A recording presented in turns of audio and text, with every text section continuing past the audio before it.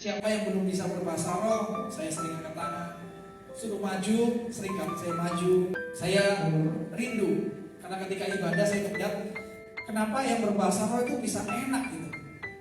Kok bisa enak? Saya dulu yang ngajak ke gereja biasa tante saya ini juga hamba Tuhan juga di Surabaya. Dulu saya diajak terus sama tante saya ke gereja.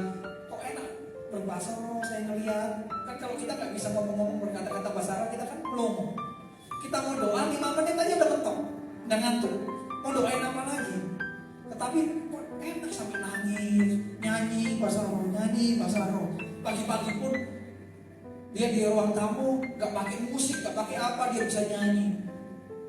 Jadikan aku rumah doamu yang kudus, berbahasa roh. Terus nangis lagi, nyanyi lagi. Saya bilang, kok bisa? Saya tidur lagi, saya melek, masih gitu lagi, sampai sejam pun bisa begitu. Akhirnya saya datang ke gereja dengan segenap kerinduan, dengan segenap keinginan, kepingin bisa menikmati kayak orang-orang di gereja. Akhirnya saya maju, berbahasa roh. Semuanya dapat. Sebelah-sebelah udah teriak-teriak, dapat segala macam, nggak dapat.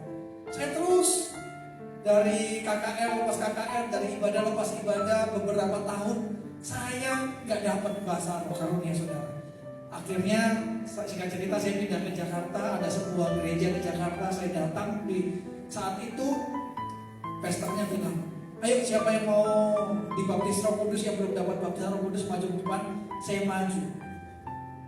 Detik itu saya tahu selama ini cara saya salah. Selama ini saya minta ke Tuhannya gini, ayo Tuhan, aku siap Tuhan, aku mau berbahasa roh, pakai aku Tuhan.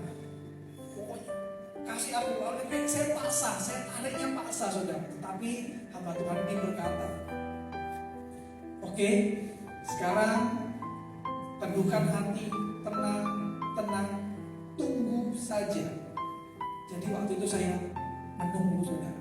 Ya Tuhan, ini aku siap, kalau dikasih puji Tuhan, kalaupun enggak terserah Tuhan. Saya menunggu saudara.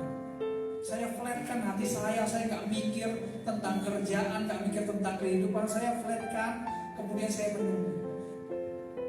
Saya biarkan hamba Tuhan itu yang lead, yang memimpinkan, dia yang memimpin, dia yang mendoakan segala macam. Saya tunggu aja posisinya. Tiba-tiba saudara, urapan itu masuk Tuhan saudara, masuk dari kepala, masuk tiba-tiba ke leher-leher saya, tiba-tiba berkata-kata.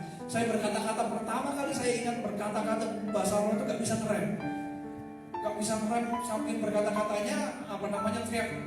Pokoknya gak tahu lah ngomong apa aja, perut saya jadi keram. Karena perut saya ketekan gitu, sampai gak bisa mau berhenti, gak bisa. Otak kita masih, pikiran saya, otak saya masih bisa kontrol, saya masih ngerti. Wah, aku kenapa ini? Ngomong terus, pokoknya ngomong terus, ngomong. Sampai hampir muntah saudara pada waktu itulah baptisan Roh Kudus yang saya terima. Sejak saat itu saya memiliki karunia